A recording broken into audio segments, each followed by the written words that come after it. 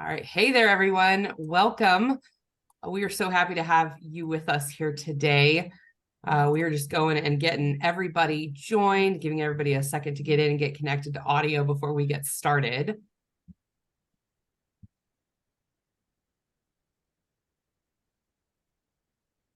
All right.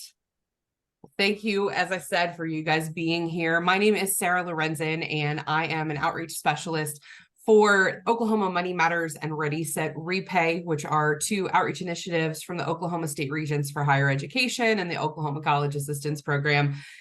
This week, I have a special guest. I am joined by my colleague Letha from our You Can Go To program, and we are going to be talking all about the FAFSA and completing it.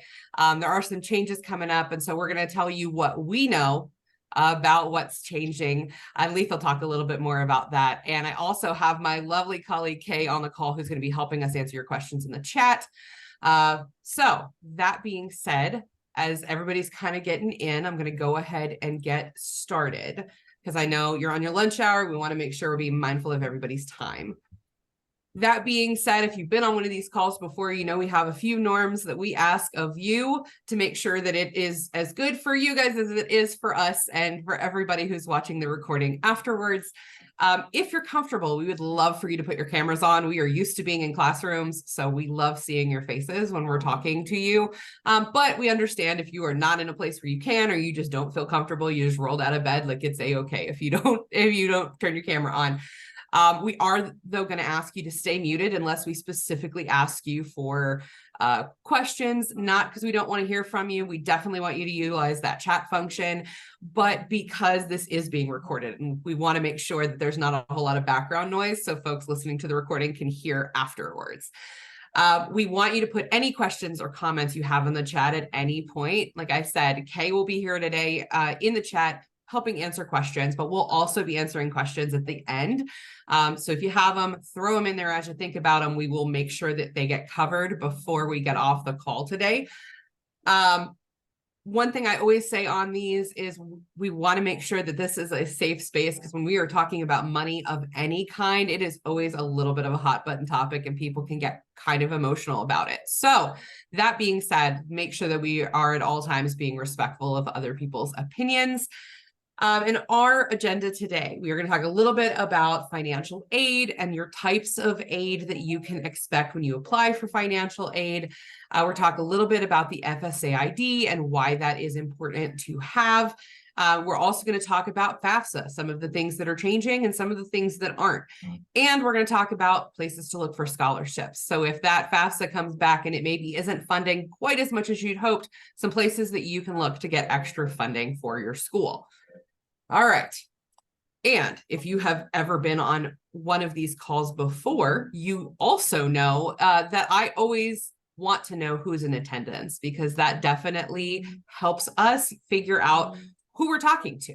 Because depending on the topic that we do on these Make It Count webinars, we have a really kind of mixed bag of folks who are attending. And that definitely helps us figure out who you are to make sure you're getting the most out of this. And I see several of you folks that are saying other, we are glad you're here, but pop in the chat who you are and what you do, because we want to know. All right.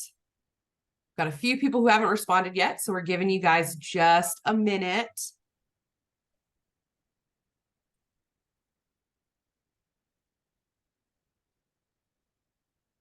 All right.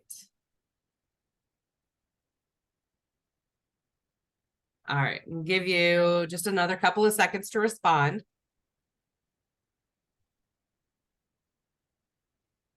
Okay, so it looks like we have a lot of high school counselors, a lot of college staff. We've got some parents on the call. We're glad you're here.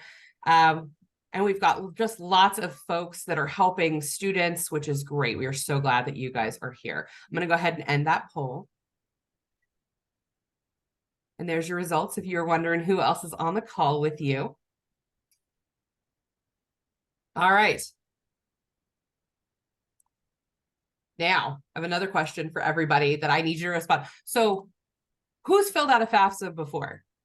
Go ahead and tell me in that poll whether you have or not.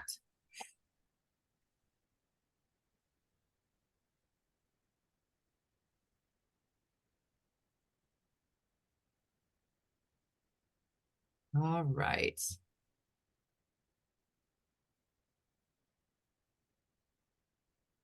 Looks like we've got about 60% of people that have answered that question. Go ahead, if you haven't yet, just quick yes or no. Have you filled out a FAFSA before?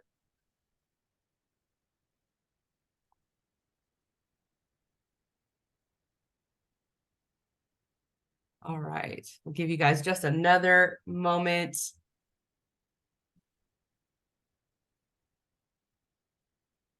All right, I'm gonna go ahead and end that poll. 3, 2, 1. All right, I'm going to go ahead and share that results. So it looks like 95% of the folks who answered that question have actually filled one out before. We do have about 5% who are newbies to the FAFSA process. So we are glad you guys are here. We're hoping that there's going to be a little bit, for those of you who've never filled out the FAFSA before, a lot of this is going to be brand new and you're not really going to notice a difference. But for those of you who've done it before, all 95% of you, some of this may look very different. All right. I'm going to go ahead and pass it on to Letha and let her take over. Okay. Thank you, Sarah. Hello, everybody. I see some familiar names out there. It's good to see you all today. As Sarah, I am also employed with the Oklahoma College Assistance Program. The team I am on there is called the You Can Go To team. You may have been to our website, youcango2.org. And if you haven't been there, I encourage you to check that out. It's got a lot of great college access information.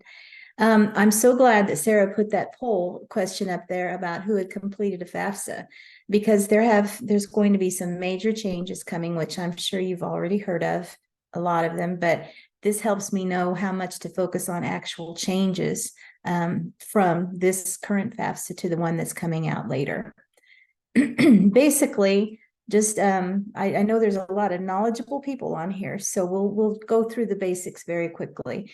When we talk to our students, we say that financial aid is any money that you can find to help you pay for college that's not coming out of your pocket or your parents' pocket. And you can get it from the federal government, state of Oklahoma, and then there's a lot of different private, tribal, and corporate organizations. Of course, you know, those are scholarships and grants. All of these can be combined into what's called the financial aid package for that student. Sarah, next slide, please. Most of us already know that you can get financial aid in grants, work study, student loans, and scholarships. The grants and the scholarships are what we call the free money. So we always encourage the students to get all the free money that they can. Which is kind of a no-brainer because you don't want to have to pay it back. Work study is sort of they're kind of considering that right now in the different government branches, whether or not there will be funds for that. I hope and pray there is, because it's a great program where they earn the money as they go through college, and it helps them pay their expenses. And then, of course, student loans are something we don't want to consider until you've looked at all the rest of the financial aid package. So when students wonder, when they see all these different types of aid, how do they decide which aid to get? The good news here is that financial aid officers, by law, have to do as much of the free money as they can first, the Pell Grant, et cetera, before they'll consider student loans or anything like that. And the subsidized loan, which is where the government is paying the students interest during that loan time, that is less expensive than an unsubsidized loan. And so they'll consider all the subsidized eligibility before they'll go into the unsubsidized. And of course, the way to decide is, do you have to pay it back? Choose the things that you don't have to pay back first: the grants and scholarships and the earned money from the federal work study program. Students need to know that loans must be paid back, even if they do not complete their programs. If they've still got to pay that money back, and that is including interest, of course. I know when I was a financial aid officer, I had one student sit there and tell me, well, if I don't pay it back, it's not going to be any big deal. And I looked at her and I said, Okay, it's the federal government that you're borrowing from, and they know how to find you, and they can garnish your check. They can do all kinds of things if you don't pay that loan back. So we always make sure they understand that. Next slide. This is going to be familiar to you. FAFSA.gov is where you can go to start your FAFSA when it's time. Our own organization has kind of gone back and forth over the last few years, whether to send people to studentaid.gov or FAFSA.gov. Right now, FAFSA.gov gets you right to that to the place where you can start your FAFSA. Studentaid.gov will also get you there, but it's more direct through FAFSA.gov. The FAFSA for 24-25 school year, which is the one these current seniors will be filling out, it will not become available until December. Sometime in December, we still do not know a definite date. So it could be anywhere from the 1st to the 31st. But after this year, for the next FAFSA after this one that we're talking about today, it will be available October 1st from then on every year. This is the only year it's going to be different. The colleges are going to use that FAFSA to determine the student's eligibility for financial aid. And every Oklahoma's Promise student is required to fill out a FAFSA each year that they are in college. That is because of that second income check that's done to make sure that the income level does not go above $100,000, which excludes very few students. And more scholarship organizations are requiring that FAFSA. They want that report that shows their eligibility, their need for aid. Next slide, please.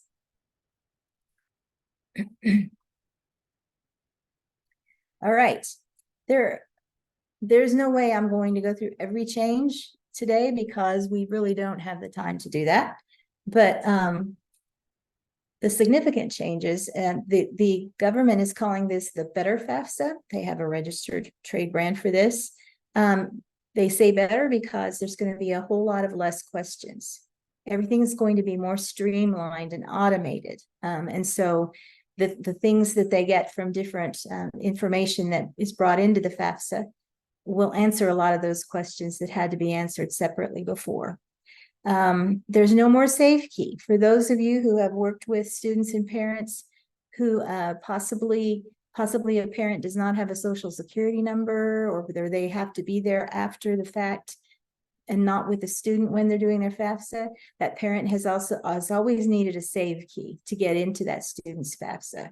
That is no longer part of the process, and you can no longer get a save key when it begins the 2024-25 FAFSA. There will not be any separate signature pages. If a parent is undocumented or without a social security number, there will be a way now for them to get into that FAFSA, and we'll talk about that in just a minute. Another one that's is a big change for this year. Everyone who contributes to a student's FAFSA has to consent to have their 2022 income information transferred by direct data exchange from the IRS to the FAFSA. It's no longer an option that you can choose. It is required of everyone who has to contribute information to that FAFSA. A lot of questions are probably popping up in your heads right now. What if that parent didn't file taxes in 2022? What if the student didn't file? Whether they filed or not, they are still expected to sign that authorization. By signing, I mean using their FSA ID at the end of the process. They're going to sign that saying that they do consent to that transfer. Now, as far as student parents without social security numbers, they are working currently on the process that those parents can go through so that they can also create an FSA ID. Remember, that signature page has gone away. Now, this is one of the frustrating part of this for the people who are teaching FAFSA things. We don't know what that process will look like. They keep telling us different little developments, but they are saying that for undocumented parents, that process may not actually be fully disclosed until right before the FAFSA opens. The good thing about that is that they are also saying a parent who is undocumented can probably get their FSA ID verified right away and then immediately start their FAFSA. That's the plan right now, which of course is a lot faster than if they had to do that signature page and send it in through the mail. So we'll answer questions about that later. I know it sounds a little iffy, but that's our plans right now. And I'll just kind of follow up with this remark. Everything that you see, the screenshots we show you today, any of it could change because nothing has been finalized on the 2024-25 FAFSA. That's why things are taking so long, and it'll be December before the FAFSA is available. Okay, next slide, Sarah. All right, this new FAFSA is going to be what we call role-based. There are 6 different roles that you choose as you're beginning the FAFSA. Are you a student? Are you parent 1, parent 2? Are you a step parent, a student spouse, or a preparer? And the preparer part, we always say, please stay away from getting a preparer if possible, because preparers usually charge to help you the FAFSA. I realize many of you are volunteers who help students without charging, but very few preparers should be involved. Because it's role-based, each contributor will log on with their own FSA ID that they have already set up. That gives, that's one reason we don't have that save key anymore, because everybody will also already have their FSA ID. And each person's only going to see the questions that apply to that person. Parents will not see the answers to what their students have put in there, and vice versa. You can only see the questions that you've been asked and answered. Next, Sarah.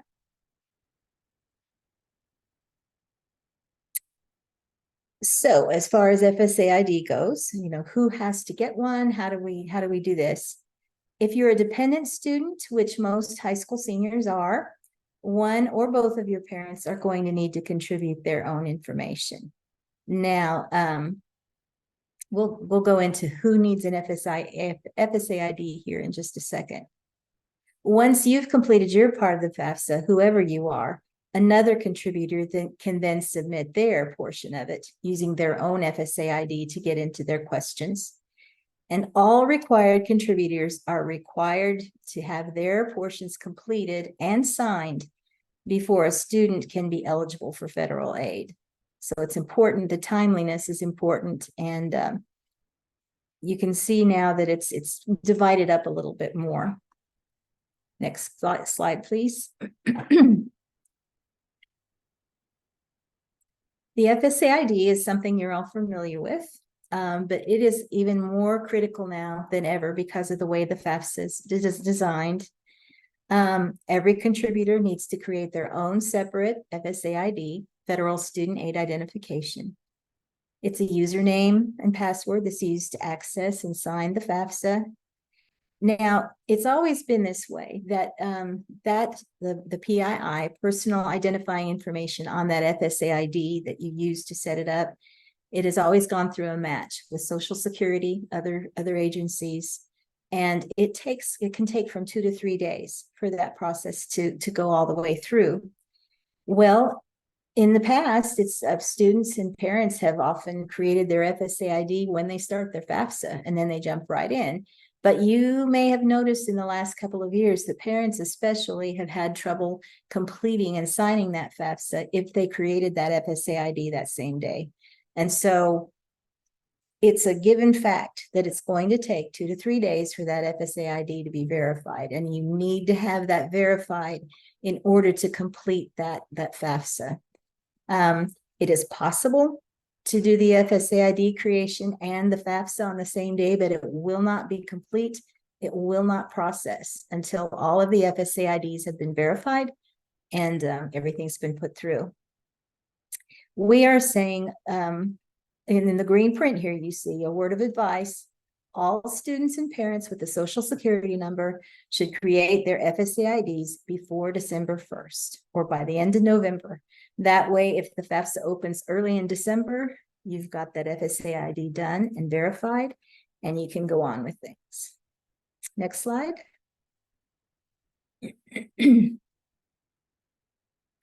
As the students are filling out their FSA ID application and the FAFSA, don't use any punctuation as you do this, no dashes unless, excuse me, I just misspoke. If you have a hyphenated last name, you can use a dash in between those names, but no periods, no commas, etc. And you'll want it to match what's on the Social Security or the permanent resident card, the way the name is on that card. If it does not match that card, then there will be a problem with processing the FAFSA until you can get that all settled. If a student is currently living with a parent or a legal guardian and they're homeless or self-supporting, I'm sorry, if they're not currently living, if they're self-supporting, homeless, or at risk of being homeless, then they are allowed to use a mailing address of a relative or a friend, or they can talk to someone at the college that they're planning on attending and ask that office's permission to use their address to receive things. But we always want to make sure the student asks permission first of either that family or friend or college office, so that that entity or that person can expect something to come in for that student. Later on, when a student's housing, when a student finds more stable housing and they're able to submit a new address, they can always go in and edit their FAFSA and their FSA ID. Next slide.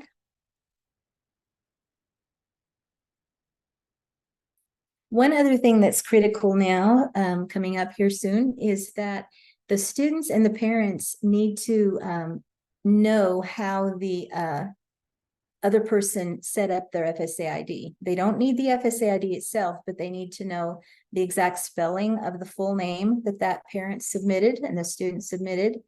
They'll need to know their date of birth. A lot of students might know their parents' birthday, but they may not know the year they were born. So they need to make sure they know that. And they're going to need to share their social security numbers with each other. That has been a little bit of a topic of debate from the people who are doing all these changes. Some parents are not wanting to share their social security number with their students. In cases like that, what we suggest is that student and the parent are there together on the day that FAFSA is submitted, so that they can just hand everything over to them when it's time to log in as the parent. And that way we know everything matches. And then the email address.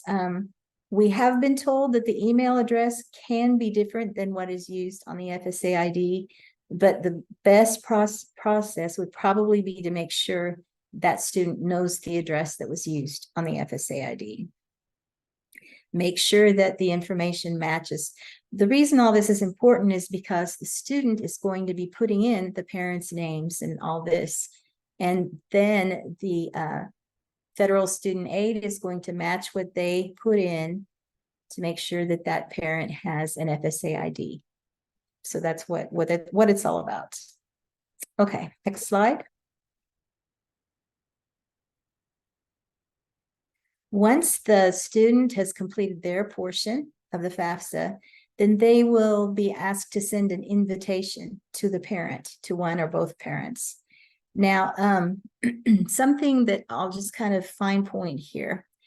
If a student only has one parent, it only is required to report one parent because of divorce or separation or anything like that, then only one parent, of course, will need to be supplied. You'll see here on this screen, on the left side, you see a screen that says parent and parent spouse. In this case, the student is only reporting one parent on their FAFSA. So you can see where they've filled out the information for that parent. And they're going to fill that out and then click continue in the bottom right corner. And that will send an invitation to that parent to tell them, okay, this FAFSA is ready for you to add your information to. That's how the whole process will go. Now, it's completely fine if that student and a parent are sitting side by side when this happens. Once that parent receives the email, they can go in and start their portion. I see some questions coming up. Sarah, do we need to, or Kay, do we need to say anything at this point? No, I think we can go back over it at the end. Kay answered Okay. it in the chat. Great. Okay. Thank you. All right. Next slide, please.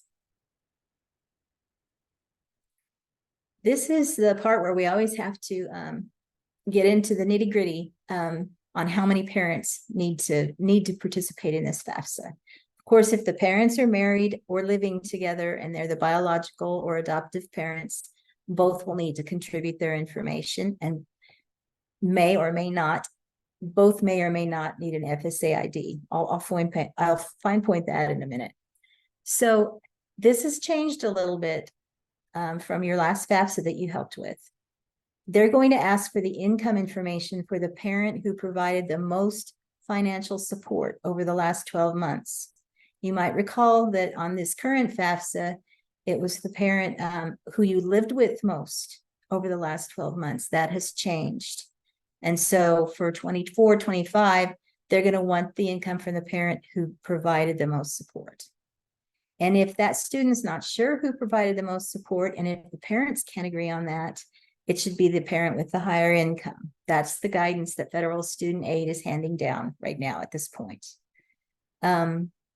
If that divorced or separated parent hasn't remarried or has remarried, I need to read my own words that I typed. If they have remarried, then the step parent has to also contribute their information.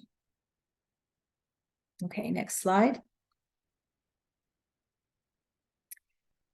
This is where we decide if one or both parents need an FSA ID. If the parents filed married filing jointly in 2022, remember it's going to be 2 years prior to that year they're needing financial aid, and the parents are still married to each other, then only one parent will need an FSA ID. We're used to that one parent reporting. However, if the parents or the step parents filed separate tax returns in 2022 for any reason, it could be married filing separately. It could be that they were married previously and now they've divorced or remarried. If two parents' income is required on this, and they filed separate tax returns in 2022, then both parents will be required to get an FSA ID and to have it verified before they can submit their information. Just remember, it's not so much what is their marital status now, what was that marital status in 2022? And if they're still together when you do the FAFSA and they're still filing jointly, then you can do one parent if it's a joint tax return. Okay, that's different. So I wanted to make sure and point that out. Next. Letha, can I say something at this point? Yes, please. Okay, that is a lot of information about the parents. And one really good thing on the new FAFSA is they have what's called a parent wizard. And it starts with a basic question and it leads students and parents through which parent will need to fill out the FAFSA. So that what she just told you is a lot. And when you do the FSA ID, you need to know who needs to create an FSA ID because you haven't answered the form, so you haven't been through the parent wizard. So it's a good thing to know that information, but if you can't remember it and students are confused, when the student goes through the parent wizard, it will tell them who needs to fill out the FAFSA. And then it will give them the opportunity to send that parent an email to be a contributor. That's exactly right. Thank you, Kay, for explaining that. We also have a flow chart that we've created at youcango2.org that shows the decision-making process on whether you need 1 or 2 FSA IDs for your parents. That can be found at youcango2.org. That's the letter U, can go with the number 2.org. And if you go to the FAFSA resources, you can find that flow chart. It's a new chart that we've worked up to help with that decision process. Okay. All right. So just kind of in review of how this will go with the new day and age that we're coming into. The student and parents create their FSA IDs before December 1st. That's got to be the first step. It's critical first step. And I'll just let you know that one student I talked to, when she finished her FSA ID, she had it all done. This was been a couple of years ago. She thought she was finished with her FAFSA. So it doesn't hurt to remind them, this is not the FAFSA we're doing right now. This is just your username and password.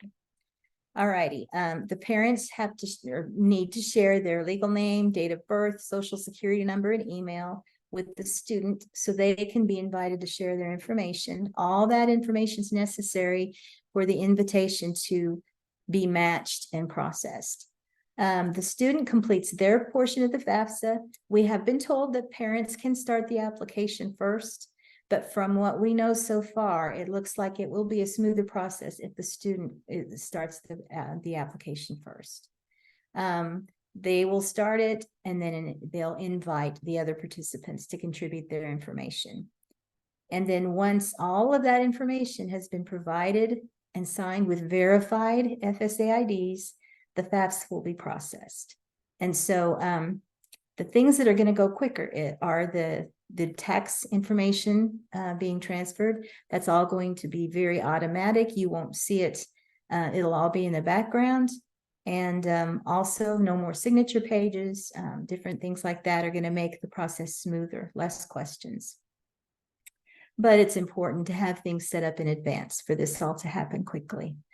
Once all the required information has been provided, then everything will be processed. And here's a link that you can take them or give people to go right to the FSA ID creation page. Now, if you lose this link or if you forget about how to find it, you can log into studentaid.gov, and up in the very top bar in very small print, there's an option to create an account. You click that and it'll get you to this exactly where you see here on this link. Okay, next page, slide. So things are changing a little bit in what you've seen in the past. After the FAFSA, rather than being called a student aid report now, it's called the FAFSA submission summary. That student, the owner of the FAFSA, will get the submission summary via email, because now an email address is required. Before, you could either add a cell phone number or an email. We have always suggested both, but now that email address is required. And so that's how they'll get their students FAFSA submission summary. Make sure to have them review that carefully so that they know everything in there is accurate. And it'll still give estimates of the federal aid that student can receive. Of course, it's not going to show any scholarships or any state aid. It's a federal form. And then the student aid index will be the number now that the students and the financial aid office will look at to determine that student's eligibility. It used to be called the EFC, Expected Family Contribution. It is now the SAI, Student Aid Index. Now you'll notice in the picture over to the left, the white portion that you see with the circle on it, that this student's SAI is a minus 355. This has changed. It used to be that the lowest the EFC could be was a 0, but the SAI can be down to a negative 1,500. Now, what that does is it just shows it's more precise on how much financial need that student has. Of course, someone with a negative SAI is going to need more need-based aid than someone with a positive SAI. It will not affect the amount of federal student aid that student is eligible for if it's negative. In other words, there's still laws that say at a financial aid office cannot award more federal need-based aid than what the student's cost of attendance is, and that is still true. It just is more precise on what their need is. That can be anywhere from a negative 1,500 to 999, 999. Those are which you're probably not going to get any federal need-based aid with the nines. Okay. Also on the student aid report, they're very clear at the bottom of that second page there. You see, keep in mind, this is only an estimate. If something comes in on the tax return or anything that changes those figures, it could always affect the amount of eligibility of that student aid. Okay, next slide. The student will still expect financial aid offers from the different schools. Now, for beginning in 2024, they can list up to 20 different schools on their FAFSAs. Up until now, it's been 10. They can put up to 20. And I've worked with very few students who have wondered about this, but 20 colleges really will open the door for a lot more investigation on their part if they're just really trying to find point where they can get the most money, etc. The data from the FAFSA is still going to be sent to every school that's listed on that FAFSA. And then this is going to vary on how the schools handle this. Some colleges might send a financial aid offer right away, but others are going to often wait to hear from that student to see if they're interested in that school before they'll send out the offer. So that's something the student needs to follow up on.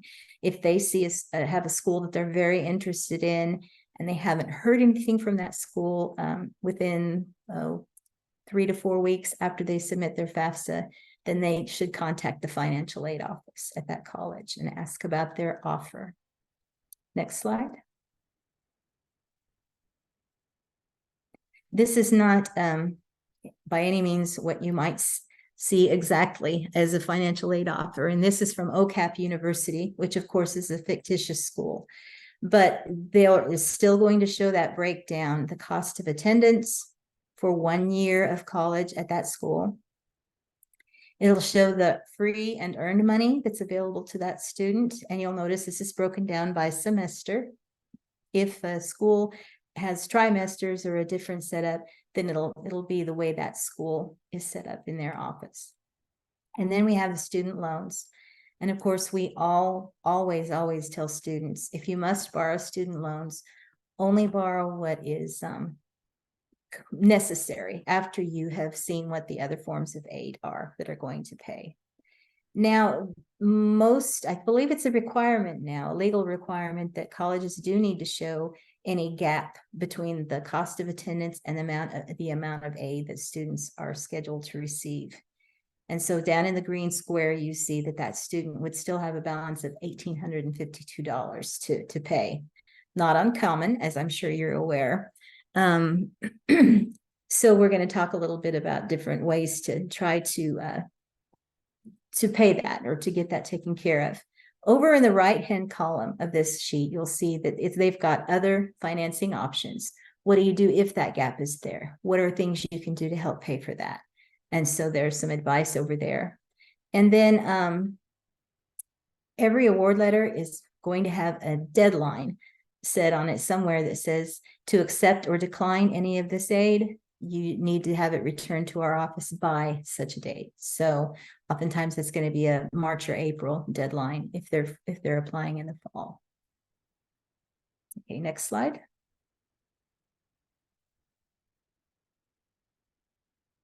Here are some great tips that we give to students, and I'm going to give you some websites that, of course, I hope you'll all be interested in. If you haven't heard of some of these, then you can go investigate. It seems that the more you go to different websites, the more you can click on other places that are listed, and there are just scholarships everywhere, and we want people to know that. Billions of dollars in scholarships offered every year, and they're not just for the sports stars or the great grades, but there's a lot of different reasons that they offer scholarships. Since we don't really have any high school students, I think, on the call, we won't go through this list in detail, but they are out there. Okay, Sarah, next slide, please. This book by the SAT, the ACT board, they have reprinted this book every year for as long as I've had this job. It's a great big thick paperback book called The Ultimate Scholarship Book, and it literally does have billions of dollars worth of scholarship opportunities in it. You can get these at a bookstore or at a library, maybe at a counselor's office. And One thing I like about it, being a grandma, I like to be able to thumb through the pages and look through things that I'm looking for. Not every scholarship in this book is going to be available to an Oklahoma student, but it's definitely a great resource. We also suggest that people Google terms such as scholarships for disabilities or scholarships for volleyball, things like that, okay? Brand names, you can Google those to see if big brands offer scholarships. For instance, Campbell's Soup, they're a great one to look at. Lowe's has a great scholarship program. Different restaurants, Wendy's, Taco Mayo, there are different scholarship programs there. Your library is a great place to look, bookstores, and always the counselor's office. Counselors, you are the ones who are the main point of contact for those scholarships that are more local and not as competitive. So we always suggest that they use you as their first resource. And then some trustworthy websites. We always recommend that they do not go to any websites that charge them for using a scholarship search. Those are sometimes scams. There's plenty of resources out there that are free of charge, and they shouldn't have to pay to look for scholarships. Next slide, please. Here is this list of websites, and I know that Sarah said this is being recorded, so it will be available at YouTube later. But if you want to take a picture of this slide while we're on it, these are great websites that we have worked with frequently, and we know that there's not a charge to use them. And we know we've vetted them to make sure that they're worthwhile. This last thing that I have on here is the Scholarship Success Guide. This is what you see the picture of. It's a 2-page flyer, and it gives great tips on applying for scholarships, essay writing, etc. But then on the next page is a list of a whole bunch of different websites that above and beyond what I've given you here. Many of them are the tribal websites. If we strongly encourage Native American students to check with their tribal headquarters to see what type of aid, scholarships, or grants they may offer their citizens. All right, next slide, please. Here's our website that at the organization I work for, youcangoto.org. If you click on their scholarships button, which is going to be up at the top right of all the screens, then you can search for scholarships by deadline or by category. I will tell you the deadline method is the most popular because deadlines, as you're aware, are crucial. They have to have it in by that deadline or it won't be considered. So you can look at the month of each deadline to make sure that it's that you're in those limits, or you can search by category as well. There's no charge to apply for any of these, and we vet them and make sure they can be won by Oklahoma students and not for ice fishing in Minnesota or something like that. So, okay, the next slide.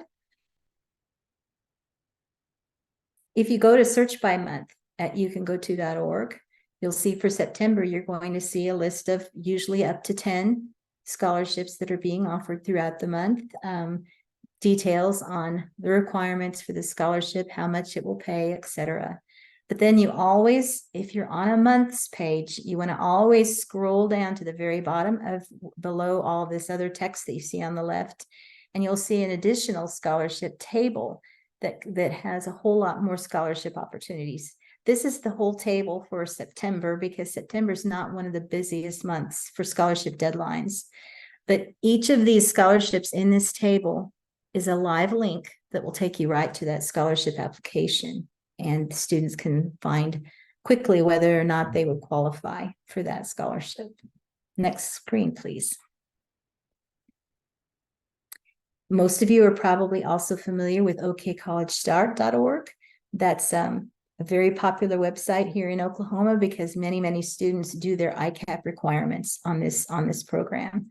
But if you click on financial aid planning at okcollegestart.org, then you will get eventually to the scholarship information. This page that is pictured over on the right is the student profile page where they can, if they click on my student profile, they can set up an account where they put everything in about them, their grade average, their interests, etc. And OK College Start will send them recommendations for scholarships to apply for based on what they've put in that profile. Now, they don't necessarily have to do a student profile. They can just look down for the options to where they can just search for scholarships, and they can do it that way. There's no fee, no charge for setting up an account at okcollegestart.org. Next slide, please. We have done a lot of work with the Oklahoma City Community Foundation, OCCF.org. And that's not just for students in the Oklahoma City area. It's for, they have some scholarships that are throughout the state. But if you click their scholarship button on their homepage, then you'll see a plethora of scholarships that are available for students in Oklahoma. Some of them are specifically for schools, graduates from certain schools. It's just really interesting to look at all that they have offered there. Next slide, please. Okay. I also want to mention TulsaCF.org. That's another community foundation based in Tulsa, of course, and that's a great place to go as well. So for whatever reason, that wasn't on there, but we're going to make sure you know about TulsaCF Community Foundation.org. All right, we tell students to avoid websites that ask for payment. And the more local that scholarship is, the less the competition will be. As you all know, some of those national scholarships can, there's just a lot more people applying for those. Send students to different clubs and organizations. For my own personal experience, I was Rotarian of the Month one month at my high school. And the Rotary Club offered me a scholarship to help me pay for college, which I greatly appreciated. So different Moose Lodge, different things like that may offer scholarships. I also was able to win a scholarship from an association in my home state of Colorado. My church was part of an association of churches of the same denomination. They offered scholarships, and I was able to get one from them. Also, students need to check with their parents' employers.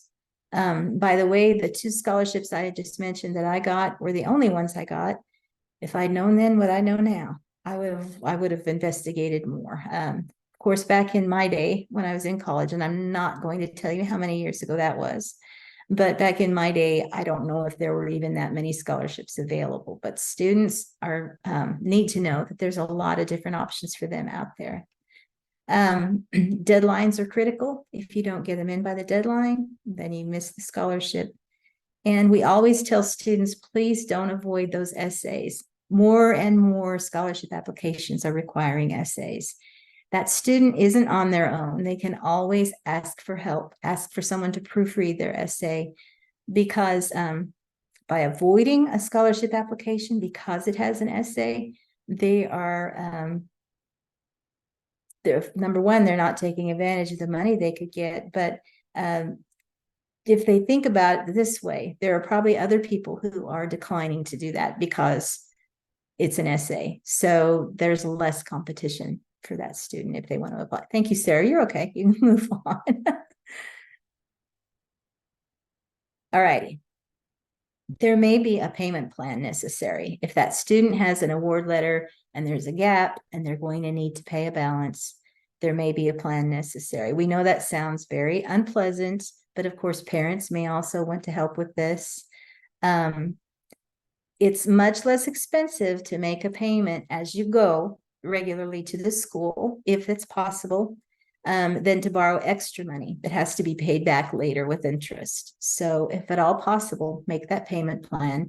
There are private loans. There are other sources that they may be able to get more money through loans, but that's going to be the interest that they're going to have to deal with. And we say, please don't use a credit card. Most generally, credit cards are going to have a much higher rate of interest on repayment than a student loan would. So please don't put college expenses on a credit card. Okay, Sarah, I believe the next slide is going to be yours. You can take it away. It is. Thank you. And sorry, my mouse got away from me earlier. That's okay.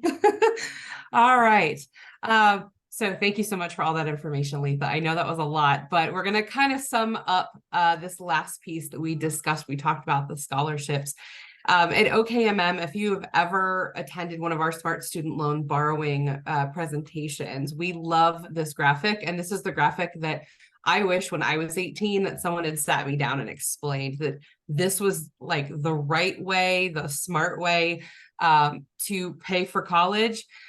Because I think it would have made a lot more sense than the way I did it, which was my ice cream cone is a little turned upside down. So that being said, we always want to tell students that they want to try to take the free money first. I know Letha spoke about that earlier, but that largest part should be gift aid. So things like grants and scholarships that students don't have to pay back. If they can't pay that back, or if they can't get that, or that doesn't completely meet the need, then you want to try to do earned money, either through work study, as Letha mentioned, or through a part-time job. A lot of part-time jobs now are offering things like tuition reimbursement. So it is definitely a place to look for funding your education, because you can not only fund some of it in cash, you may be able to get a tuition benefit from the employer to help you pay for it. Next is saved money. Anything the student has saved for themselves or someone in the student's family has saved for them to help pay. And then after all that has been exhausted, right, we have no other options, then consider those student loans. They should just be that cherry sauce, that chocolate sauce, if I prefer chocolate sauce, on the top. And that will just help with that little bit at the end. You know, if they only need maybe $500 to finish out the semester, maybe just take out a loan for $500. You don't necessarily have to take out everything that is offered by the financial aid office, and you can always go back and ask for them later. But I know we've got lots of financial aid folks on the call, so you guys know that already. But I love showing this graphic to students because I feel like it explains it a lot simpler than sometimes we try to explain it. And students tend to understand it a little bit better. So I hope that that helps, and that sort of sums it up for you guys as well, because I know we do have some parents on the call to kind of help with that. All right, that being said, we are getting ready to wrap up. If you have any questions, now is the time to put it in the chat if you haven't put them in already. Again, my name is Sarah Lorenzen. Letha is my colleague that was on the call, as well as my colleague Kay. We're going to go through the chat now and kind of see what you have as far as your questions. And I will ask, I know I saw a question in the chat asking about the recording. Yes, this is being recorded. Yes, in about a week, we will be sending the recording out to everyone who attended. And if you know someone who didn't attend, who wasn't able to attend, it will also be on our OK College Assistance YouTube page later, usually about 2 weeks afterwards, give or take how long it takes our staff to get it up there. But it will be there. And we will also, with the lovely Kay, be doing another Make It Count webinar specifically on FAFSA in November.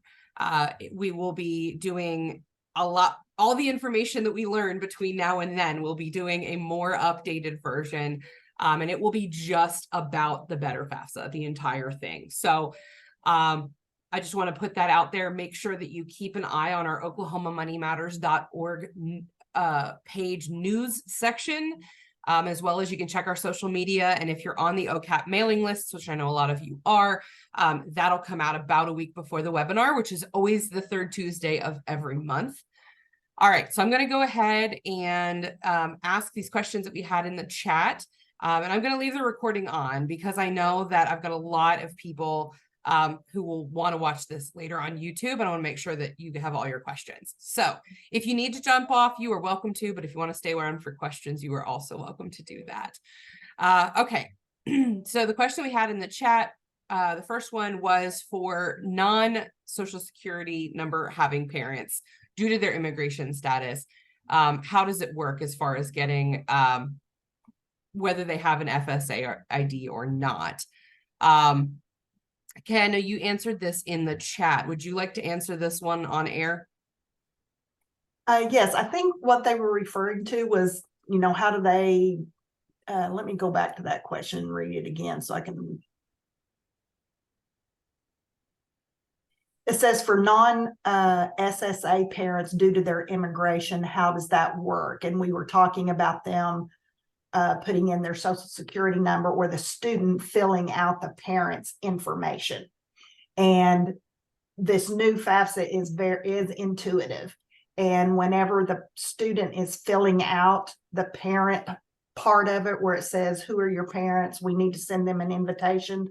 It will lead them through the correct process, and it will know by the student's answers that my parent doesn't have a social security number, and then it will give them the right process to take. It will take them through it. So if they don't know the social security number of their parent, it will have a question. My parent doesn't have a social security number, and then it will tell them what to do next. The thing is, we don't know the whole process yet. The federal government hasn't even finalized it, and that's why we can't give exact steps and exact pictures of everything. Right. One thing we do know about the student parents without a social security number is it will lead them through a verification process similar to what they've told us is similar to like I can't think of the word, but I think it's verification when like you buy a car and they ask you through a credit bureau, where did you live in the last 2 years? What kind of car did you buy on this date? And it will ask those kind of questions to get through that verification for the student parents without a social security. Now, don't take that as golden, but that's what we've learned when we've gone to conferences, in Washington, D.C., and they've told us how that process will work. And that is all they've told us. Yeah, Nothing that's else. what we know so far. Hopefully we'll know more before that we talk in November, but we might not. All right. I don't see any more questions in the chat. So I will go ahead and wrap this up. Thank you guys so much for joining me, Letha and Kay. I appreciate you guys and your expertise on this. Thank all of you for coming and joining us. Just as a reminder, this is the Make It Count webinar, and we host this on the third Tuesday of every month. In October, we're going to be talking about planning for financial emergencies. So very interesting topic, and I think one that we all need, especially living here in Oklahoma. So you can find all of the sign-up information either on our social, on our website, or on our OCAP information that goes out. And then in November, make sure to join us back so Kay can tell you everything that we have learned that has changed since today when we talk about Better FAFSA in November. Thank you guys so much for coming, and we appreciate you. Have a great day. Thanks, everyone.